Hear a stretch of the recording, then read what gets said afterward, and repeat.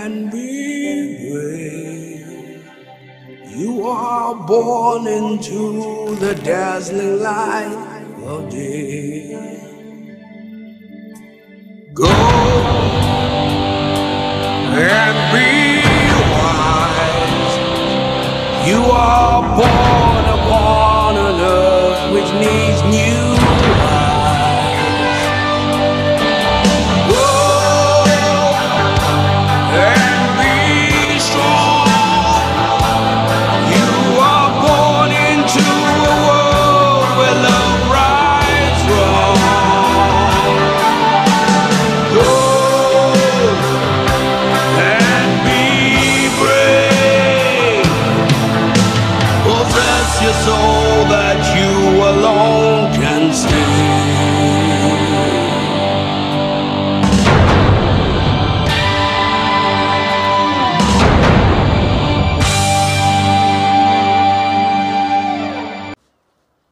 This is BBC One Southwest, now Inside Out, with Gemma Woodman.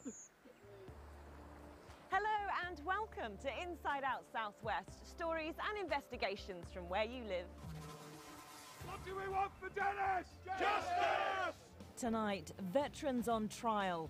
A former soldier is accused over a Northern Ireland killing 43 years ago. There was a knock on the door. Police from Northern Ireland said they'd come to arrest me. I just thought, what the hell's going on here? Also tonight, reluctant heroes, the Cornish explorers who are good in a crisis.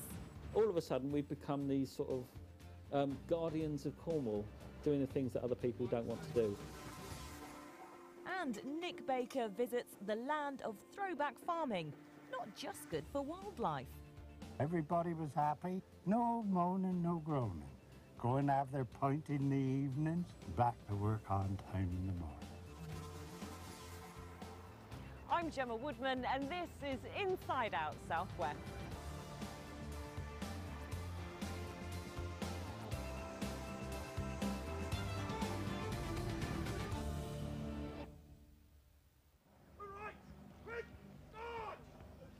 Old soldiers back on parade in London. It's a new battle.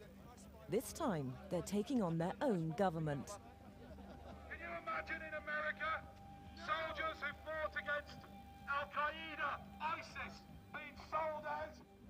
They want to stop police investigations, which are leading to veterans of the Northern Ireland conflict being taken to court over deaths during the Troubles. What do we want for Dennis? Justice! Among the marchers is an army veteran from Cornwall. For Dennis Hutchings, this is personal.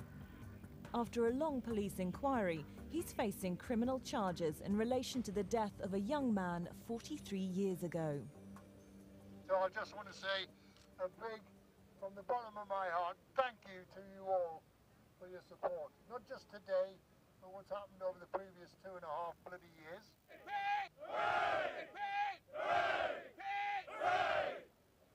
His supporters are out in force.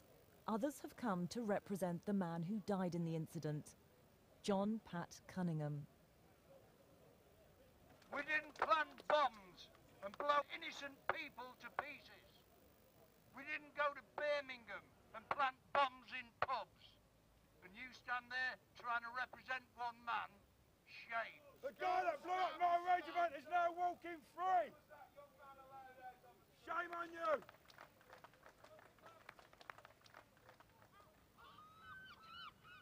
It's a summer's evening in Cornwall. Dennis Hutchings is trying to put the case to the back of his mind. It should have been sorted out long ago, but it hasn't. So I've just got to live with it. My family's got to live with it. Although his army service in Northern Ireland is long behind him, the prosecution he's facing came about as a result of the peace process there. Among the many issues to be faced by politicians and others were around 3,000 unsolved violent deaths which took place during the Troubles, many of them in the 1970s when bombings and shootings were happening with sickening frequency across Northern Ireland. In 2005, the police service of Northern Ireland set up a special team of detectives to investigate historic cases involving Republicans, Loyalists and the security forces. One of the files they reopened was on the death of John Pat Cunningham, a 27-year-old with learning difficulties. Just before midday, on the 15th of June 1974, Mr. Cunningham was on this road near Benburb in County Tyrone when he encountered a British Army patrol led by Dennis Hutchings. The details of what happened next are disputed, but Mr. Cunningham went into a field, shots were fired, and he was killed. There was a police investigation, but no action was taken against any of the soldiers. In 2013, police looked into the case again as part of their investigation into historical cases. Then, in 2015, detectives flew from Belfast to Cornwall. There was a knock on the door. At the time I had all the family here. Police from Northern Ireland said they'd come to arrest me. And you will be coming back to Northern Ireland with us today. That was at 8 o'clock in the morning. I just thought, what the hell's going on here? I just went with it, obviously, and just got to Northern Ireland that night, and I was held at Antrim for 4 days, where I was questioned over the 4 days, where they used, I think it was 26 tapes, 45-minute tapes, on questioning me. And then at the end of the questioning, they charged me. He became the first British soldier for almost 20 years to be charged over a Troubles-related killing. And it's not the only case. Separately, 2 members of the Parachute Regiment have been charged with murder over a shooting in Belfast. And prosecutors are considering action against 18 soldiers involved in the Bloody Sunday shootings. The police say members of the armed forces and former paramilitaries are treated in the same way by detectives investigating historical cases. But veteran groups point out that some paramilitary prisoners were released from prison early under the Good Friday Agreement. And other Republicans have been sent letters assuring them they aren't wanted by the police. You cannot let 300 terrorists free from jail release or send out over 150 on-the-run letters where you're allowing the terrorists who weren't apprehended to effectively get these letters of immunity and then feel it's right to come after veterans. That's warped. But what we do expect is MPs with principles to stand by our veterans and to effectively put into place a statute of limitations that allows this nonsense to stop. But human rights activists who work with the families of some of those killed in the Troubles say placing a time limit on prosecutions would be illegal. For the vast majority of families throughout the North who've had loved ones killed by the British Army, the legal view on that at this point in time is that those killings were justified, and therefore the only way that can be overturned is in a court of law. That's why families are saying there has to be prosecutions. But what they're not saying is that they want some kind of punishment afterwards. The verdict in a court of law would be more important than any punishment.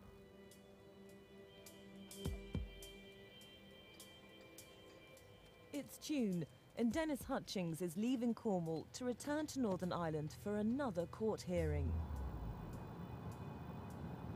As it gets closer to the date, you go going to court, you always feel a bit more apprehensive. You know, I won't find out really what it's all about until tomorrow. The journey to Belfast brings back memories of his time in the army. It was a war zone. You went out on patrol, you could not say 100% I'm going to be coming back off this. He's 76 now, and health problems make the journey and the court appearance difficult. I've got chronic kidney disease, and it's just a matter of time before I go on dialysis. I've got problems with my heart. I'm angry, and of course I'm frightened. You know, what's going to happen? It's affected me, making me depressed. I'm not the guy I was, let's put it like that. In Belfast, his legal team are going to argue there isn't enough evidence for the case to go ahead. While his supporters wait outside, in the court the lawyers and the judge are poring over photographs and witness statements from 43 years ago. The prosecution says it is impossible to know which soldier's shots killed John Pat Cunningham, but they allege Dennis Hutchings was one of 2 soldiers who fired during the incident, and they argue for 2 charges: attempted murder and attempting to cause grievous bodily harm. Everyone has to wait for the judge's ruling. Still waiting for a decision. What do you think of that? Hopefully we'll get a resolution soon. And that's about it. I can't comment on it, lads, you know that.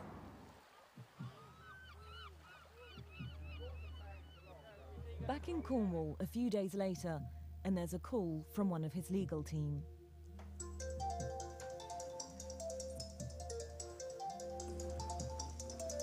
This is it.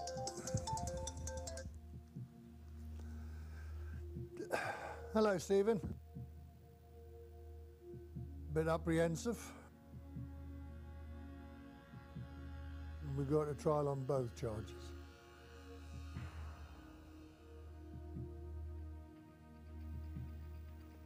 Oh my. Bye-bye.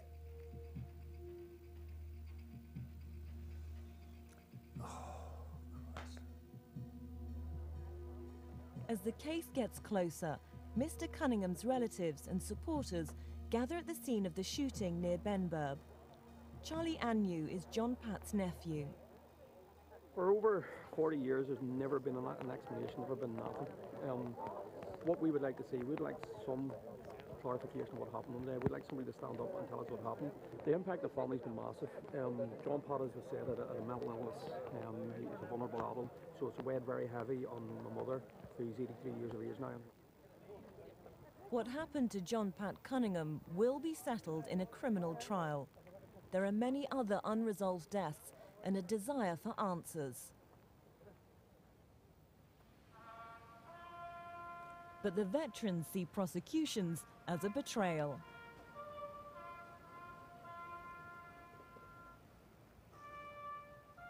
I think it's an absolute shambles. It just shows how spineless our politicians are.